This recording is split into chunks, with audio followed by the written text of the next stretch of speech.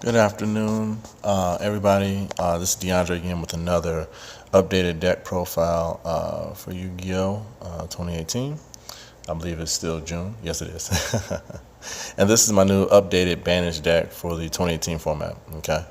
Um, First things first, I'm gonna start off with Eater of Millions. Okay. I run 3 copies Eater of Millions in this deck. This is my boss monster for this deck. A lot of people are thinking, well, how come not Gren Maju? Gren Maju is okay, but it's just the way you have to play him.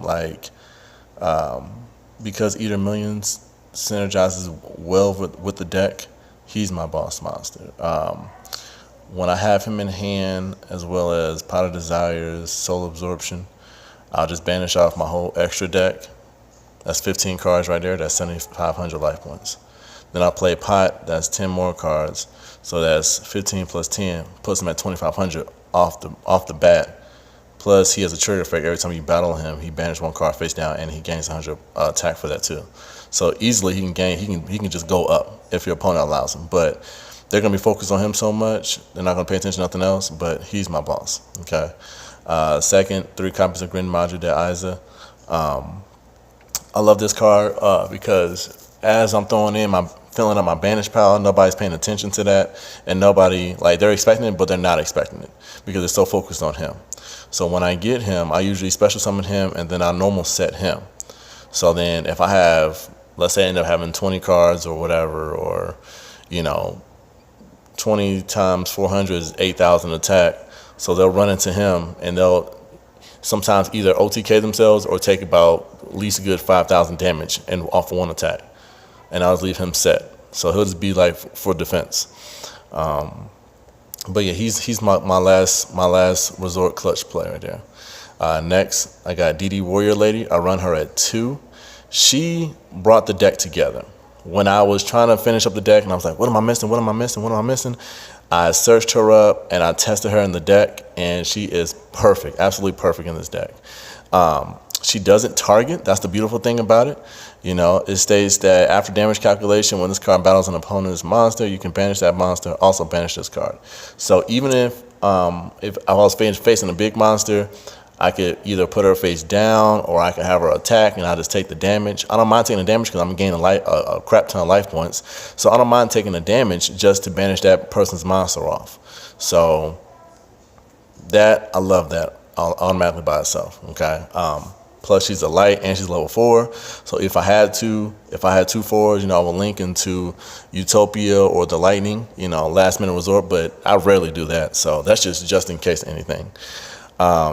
Next, Necroface. Necroface at 2. Okay, Necroface at 2 is actually perfect, and this is my strategizing card. If that makes sense. Sorry, but this is my card right here that if he banish off, I banish for the top 5 off me and my opponent. So now that kind of thins my opponent's deck too. That could backfire, or that could help me out. So if this gets banished off, if I got 1 banished off, okay, fine, whatever. But if I draw another one and I've already played Pot and my deck starts to get too thinned out, if my opponent, and my best strategy I've used for it is after my opponent doesn't have nothing in their banish zone, I'll special summon Eater. And if I have this in my hand, I'll special summon Eater and I'll normal summon Necroface. Then the same cards I just banished off, I'll put them right back in the deck and I'll reshuffle the deck. So it's like I got Eater for free. So that's perfect. Okay. Plus he's level 4. He's dark target. He's an allure target. Just perfect. Goes well with the deck. Next cards, I got 2 battle faders for stall and plus dark targets. Plus, I didn't realize this after the fact. I was playing the game. And it says at the end of the battle phase, if summoned this way, I can banish it. Wait, hold up. My camera just kind of went stupid on me. Okay. When it leaves the field, I can banish it. So even if I don't have Macrocosmos or Dimensional Prison on the field, when it leaves the field, I banish it off. So if I have Soul Absorption, I gain an extra 5 for him. Okay, so that was pretty clutch too. Next, I have Zaphion the Time Lord. He comes good if I'm going second. My opponent sets a whole back row, Alter Guys, Trickstar Sky Strikers, or whatever. They set the whole back row. I can normal summon him, and I can attack. No damage happens, but he can't be destroyed by battle damage or card effects. After the attack goes through, as I'm in my phase, my whole opponent's back row gets shuffled back into the deck. So Dark Magicians, all that stuff gets shuffled all back into the deck. So yeah. I got one BLS. This, like I said, just the last minute resort. I rarely use this, but just in case anything happens, if somebody destroys my macrocosmos or my dimensional prison and I got a light and a dark in the graveyard, oh, guess what? Banish from 2 off, bring him out. He can banish or he can attack twice. So he's clutch. One Kaiju, Radiant. He's a dark target. Plus, like I said, he's just that good Kaiju to Kaiju over somebody's boss monster or whatever. A lot of people can't stop Kaijus, but just that one, just the Kaiju over. Plus, it's like I said, he's a dark target. One copy of Fairy Tale Snow. I like her because, like I said, she's a light target. She's a level 4. When she hits the field, she can flip one monster face down. So that's just pretty nice right there too. Plus, she can banish from the graveyard. So she's in the graveyard. I could banish 7 cards out of my graveyard, bring her back. Effect still goes off. Plus, if I have Soul Absorption, gain some money for it. So good card in the deck. One copy of Giant Rex. Giant Rex is nice because if he gets banished, he special summons himself back from the banish zone. So he does that multiple times. The only thing about it, he can't attack directly. So he's a rank 4. So if I have her, he gets banished out, bring him back. Main phase 2, going to Utopia if I have it. Next, Electromagnetic Turtle. Another stall effect. He's a light target too, so he syncs well with BLS. If he goes to the graveyard, I just banish him off in the battle phase. And that's about it for that one. Plays in rank 4. One copy of Necro Gardener. Just another one. Dark target, allure target. If he gets sent to the graveyard, I can banish him off and negate the next attack. Not the battle phase, just the next attack. So that saves me a turn. One copy of Scarecrow. So a little stall power there. Going into the spells now. I got 3 copies of Soul Absorption. This is the heart and soul of my deck right here. Okay. By me banishing and gaining my life points, my opponent's going to be so psyched out and so, tripping over the fact that, dude, you got like 20,000 life points. How am I going to beat over that? Easily I can make them fold if they wanted to, but I doubt they're going to do that. They're not going to do that. 3 copies of Pot of Desires. I run 3 because I like to see 3, but the deck only needs you to play 1. Okay, that's it. If you play 2, it's like a last minute resort. Either you're trying to get life points or you're trying to see if you can get something. But 2 is, I wouldn't do 2. I only run 3 so I can at least see 1. And I can play 1 early, get it out the way, and then start making my plays. Okay. Yeah. So, and people, like I say, if they try to ash this, they can ash it all day. I really don't care about it. As long as I got this on the field and I can Desires and then Eater of Millions, I don't care about drawing onto. You can ash me all day. I don't care about that. I got 2 copies of Twin Twisters. It comes handy. It comes in right when we need to see it. It's good for if I have Macrocosmos or Dimensional Fissure on the field, and let's say I have him in hand, or if I have, if I have him in hand, I can banish him off, destroy 2, bring him right back, like perfect combination. One Forbidden Chalice. Forbidden Chalice is a good card. It always comes in handy, like when I'm facing like a boss monster, got a crazy effect.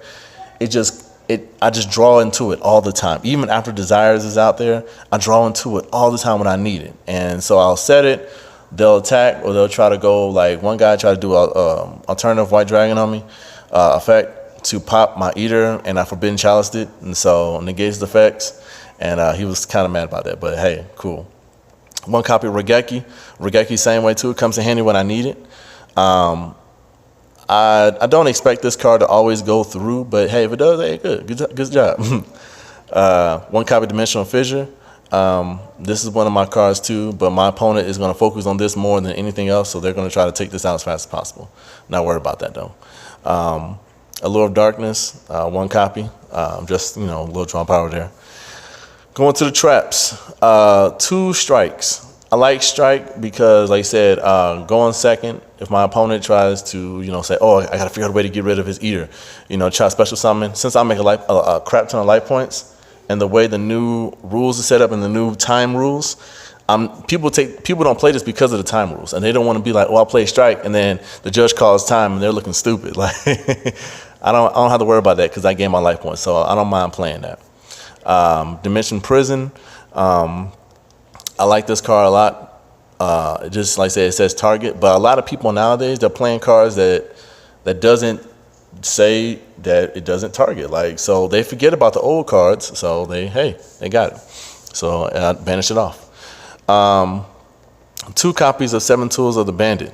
I'm an old school Yu-Gi-Oh player. I believe in the old school. I love it. Like, it was just so to the point. I just love it. You know, pay 1,000, negate a trap card, destroy it. So for those that like to play Imperial Iron Wall, I got something for you. Or Anti-Spell Fragrance, got something for you, you know. Which that doesn't bother me. The only one that would potentially bother me would, like I said, Imperial Iron Wall. So I'm not really worried about that. Or and any other trap. So if they try to warning me or strike me or whatever, then I got something for them too. A lot of people don't think about this. They sleep on that, but I don't. 1 copy of Macrocosmos. I see this card when I need to see it too as well. It's really, really good against Sky Strikers because since they like to play a lot of Magic cards and all their stuff is in their graveyard, if I can banish it off, they can't do nothing. It's almost equivalent to me breaking them. Like, they can't do nothing because it's banished off. So that's just something that I like. 1 copy of Bottomless Trap Hole. Like I said, it's not that many traps, not that many magics. You know, I'm not really focused on that. My main focus, like I said, is these 2. Okay, if they get rid of them, fine, whatever. Then I got her to get rid of Boss Monster. I got him to kaiju over it. So that's it. My extra deck really ain't nothing, just a whole bunch of BS. I just got Utopia and the Lightning. That's it, just for my 4s. But 40 card deck plays out pretty smooth. I hope you guys like it. Tell me what you think. Like, comment, subscribe, all the above, please. Give me feedback, give me comments. Let me know what I should add, what I should take out. If you guys like it, if you guys don't like it, test it out if you want to. Just tell me what you think, man, okay? Outside of that, thanks, guys, and I appreciate it.